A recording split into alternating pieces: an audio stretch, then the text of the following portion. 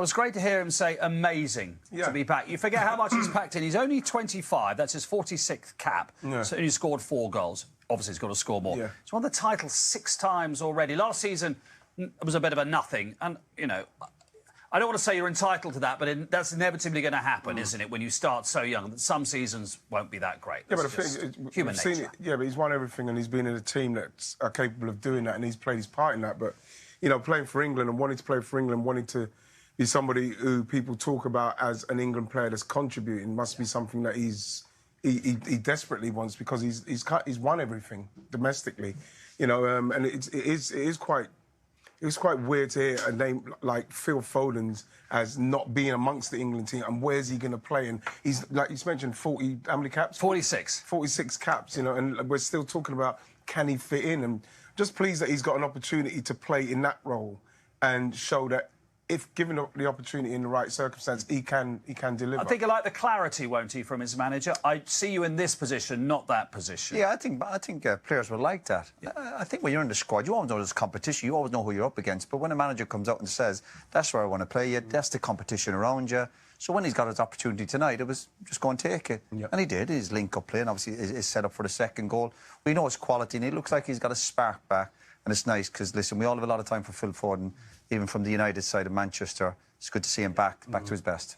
It was great to have Thomas Tuchel with us at the start of the show. Here he is at the end with Gabriel. Thomas, another win. You wanted signs of progress. Did you see more? Yeah, it was complicated. It was a difficult match. It was complicated because they knew everything about us and we knew nothing about them. And go through the list of players. They play in top clubs, they play in top leagues, they have individual quality, and they came with a new energy and they made it a final for them.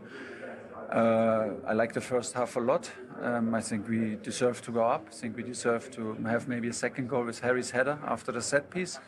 And the second half, we didn't get the pressing right all the times. They escape sometimes from the deep build-up and into fast attack. So the back four had to work hard to keep the clean sheet. We had to overcome some difficult moments, but I like it. Not everything is easy. Not every win is like 2-0, 3-0, 5-0, whatever. It's good. We kept a clean sheet and decisive in the end. Good. Well, it was 2-0. Just in terms of the impact players, has that been underlined tonight? This idea maybe of finishers? Yes, we had good impact from the bench straight away, but the game became also a bit more stretched after I think we did the subs. It's around 60 minutes, so after 70, 75, the game got a little bit too open. I need to check why, but we brought on quality players, of course. They wanted to show, and they showed. It's good. How did Phil Foden do in that 9.5? Good. He's in a good shape. You see it like you see it straight away. That he's in good mood, that he's in full confidence because the ball's just in the right moment. The first touches are well-tempered. The pass is good in front of the assist is a very good assist. He moves freely. It's good. Did England get a little bit sloppy defensively in the sort of last 20-odd minutes? I wouldn't say sloppy. I thought, like you mentioned, the pressing. You know, if you don't get the pressing right, then even Serbia weren't great tonight. They can punish you. In the end, you know, they got it right. I think there was an incident down there where Eze Saka just got back and got his foot in and saved it a bit. There was a couple of those kind of incidents, but in the end, I thought they were pretty comfortable. And it worked out well for the second goal for England, because Serbia obviously were going to gamble, they were going to get more players forward, and England punished them when they do that with a second goal. So that's going to happen. That's only a natural part of the game, and England punished them well for them, obviously gambling a bit more. Looking ahead to Albania on Sunday, if you're someone like Nico O'Reilly, you're thinking, there's no reason why I shouldn't start again. This is my shirt now, isn't it? Obviously, these players know who've got a taste of it will want that momentum and keep it going and finish on a high, another win, and they want another clean sheet. That'll be their target over the weekend. So, yeah, you have the jersey, make sure you hold on to it. Bellingham start on Sunday, do you think? Well, it'll be interesting to see if he doesn't. But like, you know, if I'm sure that again with Jude, he just wants to come in and show what he's capable of. I think he's done that. But I could have mentioned Reece James as well. He just looks.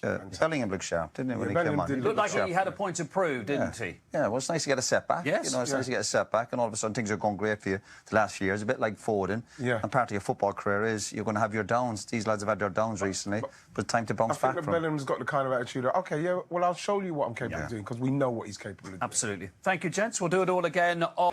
Phil, well done. Good to be back. Oh, amazing to be back. Yeah, so happy to be back in the squad with these great players, and yeah, I'm enjoying it. And how do you feel you did as an impact player? Yeah, I thought I did well. I thought I created some chances, lucky not to put a few away. But I think overall I have to be happy with the impact that I did today. So yeah, overall really happy. And is that a role you'd take?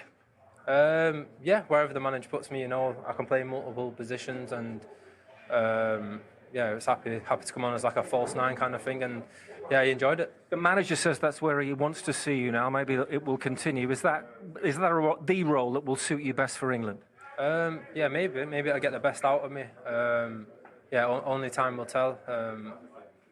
Yeah, like I said today, I was happy to come on in that role, and the game was opened up a little bit, which helped me as well. And yeah, we managed to find some space into me, and yeah, overall, I think not just me, it was a great team performance. And going to a World Cup now, the pressure is on to make the team, obviously to make the squad as well.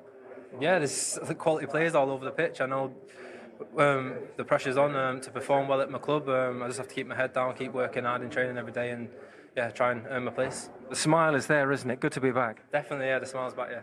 Well done. Thank you. Some of the players who missed out and will want to force their way into the team, and whether they need to make a move in January to help their case. Starting with the 19-year-old Miles Lewis-Skelly at Arsenal. You were a youngster at Arsenal back in the day. He's now been left out, according to Thomas Tuchel, because of a lack of game time. So Tuchel's saying, look, you've got to play more to put yourself in the picture. Yep. The argument from the Arsenal fans will be, well, hold on, he's 19. He doesn't need to be playing every single second of every match. No, of course, but if you want to play, for the national side, you need to be playing in the Premier League side, right? These players are performing, need to be in there. We're not, if Miles Lewis-Skelly was the only left-back that we had, then, obviously you'd still pick him. But when you've got players like Jed Spence, O'Reilly, other players in there who are staking their claim, Miles Lewis-Skelly needs to be playing. I think he's a brilliant footballer. There's a lot of brilliant footballers. I mean, how brilliant does he have to be then to get into the squad as an option at left back when you've got Nico O'Reilly starting? Yeah, well, he's got to be in front of. For the first thing he needs to concentrate on is get in front of Calafiori. Yeah. Because he was in front of Calafiori last season. Calafiori's come back this season, performing well, and Arteta's picking him in front of him. Why that is? Maybe he looks at Miles Lewis-Skelly. He's young. He's got a mistake in him. He can, maybe get done positionally. He likes to drift into midfield, and sometimes his discipline might let him down. But in terms of him as a future star, Miles Lewis-Skelly is going to be an England international. Well, hold on. Nico O'Reilly's a matter of months older than Miles Lewis-Skelly. Nico O'Reilly's 20 years old. Yeah, but he's starting. He's playing for Manchester City and he's performing well. But then does that not counter what the Arsenal fans are saying? That doesn't matter. I mean, 19, you're a man in football, aren't you? A man? I mean, you're not a man. You're still he's 19. He could be starting every game if O'Reilly's doing it. He could be starting City, every game. On their tail. Yeah, but Calafiori's a really good player as well, and they've got options. And at this moment in time, Miles Lewis-Skelly has found himself out of the side. So he needs to fight his way back into it. And once he gets himself back in the Arsenal team, then Thomas Tuchel, will look at him again. But he's stuck between a rock and a hard place, isn't he? Because, so if he's not going to leave Arsenal, is he? I mean, or is he? Would you, Miles Lewis-Skelly, would you knock on the door and say, look, I need to go and play every week if I want to get to the World Cup? Because he's the number 2. Arteta's not going to let him go. If there's an injury, he starts the Champions League games. He comes on in like the 70th or the 80th minute for Trossard when they go defensive in a Premier League match. Yeah. So he's saying back to Tuchel, well, I'm doing my best here. Yeah. They're not going to let me go on loan. So what's the deal? Well, look, it's a great argument because Miles Lewis-Skelly, if he genuinely believes that he wants to get in that World Cup squad and he needs to play football, then he would go and ask Arteta and say, look, I want to go on loan in January. I need to go on loan, go to another Premier League side. I want to play every week, stake my claim and get myself on the plane. But that's him, personal. Arsenal, there's no way they're going to allow that to happen. So he's just going to have to suck it up and deal with it and get himself back in the Arsenal team and get in front of Calafiori. Because Arsenal, there's no way in there, if they're fighting out for the Premier League, the Champions League, they need Miles Lewis-Skelly to be in the squad. So it's a tough situation and you see it happen. And, on a personal level, as a young footballer, you want to play every week. You want to get yourself in the England side. Does that mean going out on loan? Yeah, of course, maybe that might be the opportunity to go out on loan. There's no way Arteta and Arsenal are going to let Miles Lewis go. Well, that's the thing, isn't it? So it's a difficult one for him. Look, he's played 6 times for England. He's 19 and he's played 6 times for England. I mean, that's impressive, right? Yeah. And you're clearly not a first choice pick. You said he's brilliant. And look, just playing devil's advocate here. I mean, do you think he gets in any Premier League team? Miles Lewis-Skelly? I mean, he can't get in the Arsenal team, but do you know what I mean? Beneath Arsenal. I think he's there or thereabouts in pretty much every other side. Yeah, well, don't you? I mean, when I look at him... Well, he doesn't get in cities ahead of Nico O'Reilly, does he? He's 19. You're having O'Reilly start a left-back for England. Yeah, I know, but he's 19. Yeah. So, you know, you're saying if he hadn't played... he's going to start every week. We're not talking about a 25-year-old who's played over 100 games in the Premier League. He's a young kid who had a quick rise to fame last season, who's a hugely talented football player, but he's still learning his trade. He's still learning the game. So, hold on. So, if he hadn't come through the Arsenal Academy and he was a youngster at Bournemouth and he was doing what he was doing, would he have played for England? Would he have been in that England squad? This is Arsenal tax, isn't it?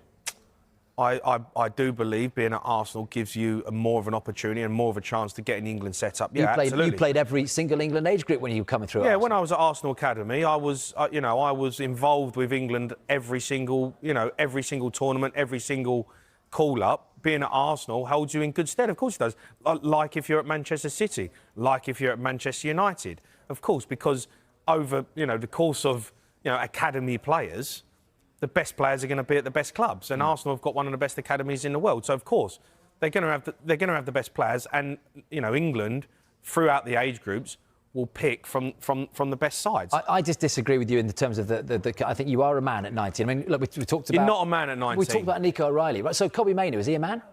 No, he's a young kid. He's 20. Yeah, but I mean... No, but he's a young kid. He's 20 years old. The guy has 20. played nearly 60 Premier League games for Manchester United. He's won the FA Cup. He's played for England 10 times. Come on, he's 20 years old. Clearly Tuchel is not having him, is he? No, he's not having him because he's not playing for Tuchel. No, because he's not playing for Man United. So what will you do if you're him? Kobbie Mainoo? Yeah. I'm gone. He's already knocked on the door. They won't let him go. Yeah, but that's because Man United looking after themselves and their interests. If we get injuries, Casemiro, Ugarte, Bruno Fernandes get injured, we need players in the squad. If we send out Kobbie Mainoo 12 months ago, on you loan, were ranting and raving, saying that he should go. He should be, he's been in the England squad. We know.